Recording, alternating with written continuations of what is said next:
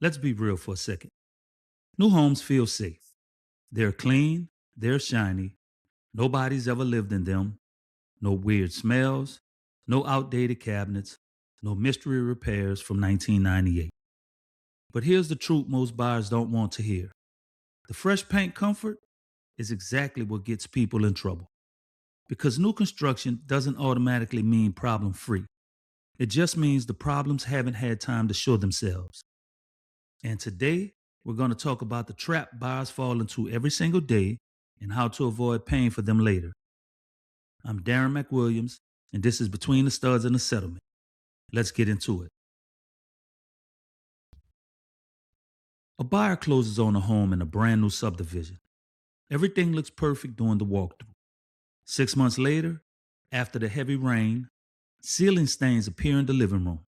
Turns out the flashing wasn't installed correctly around the roof valley. Builders call it normal settling. Insurance calls it not covered. Now the builder is paying for new construction. Let me slow this down for you. New doesn't mean perfect. It means untested. I'll say that again. New doesn't mean perfect. It means untested. And I don't care how fancy the subdivision looks, construction defects don't show up on day one. They show up when the house settles through seasonal shifts, the first big rain tests drainage, and real life stress starts hitting the structure. That's when you find out what corners were cut. And builders, they're not trying to build bad homes, but they are building on timelines, through budget constraints, and under pressure to finish on time. Here's the truth nobody puts on the brochure. A new house isn't proven yet. It's just recently finished. And there's a difference. A buyer gets told, we'll give you $20,000 in incentives. They use it for upgrades, better countertops, upgraded flooring, premium lighting. Later, they found out the base price was inflated to offset the incentive. The same house down the street sold for less with no upgrades included. They didn't get a deal. They just chose where to spend their own money. Allow me to clear something up real quick. Builders don't give away money. They move money. The $20,000 incentive sounds like a gift, but it's really a pricing strategy. They'll adjust purchase price, upgrade credits, lot premiums. So instead of lowering the cost of the home, they just reshape where you feel it. Here's the part most buyers miss. You're still paying for everything. You're just choosing how visible the pain is. And that's not a deal, that's psychology. A first-time buyer walks into a model home without an agent.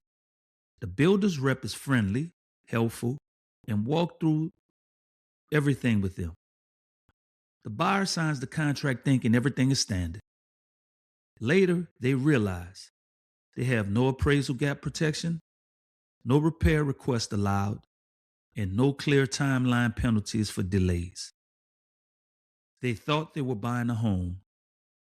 They were signing builder terms. This is where people get hurt the most, and they don't even realize it until it's too late. The builder's agent is not your agent.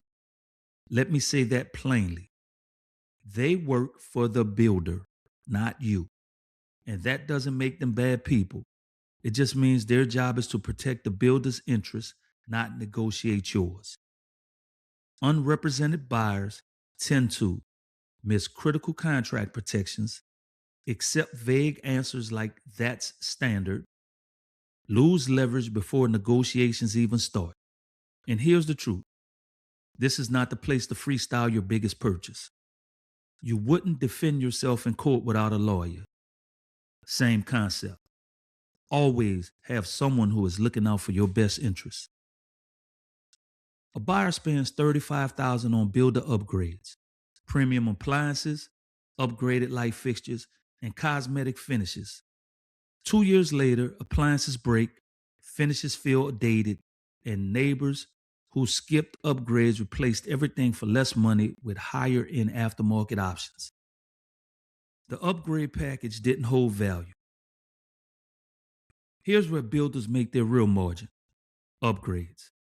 And not all upgrades are created equal. Let's separate them. Upgrades worth it: structural changes, electrical pre wiring, insulation, and efficiency upgrades.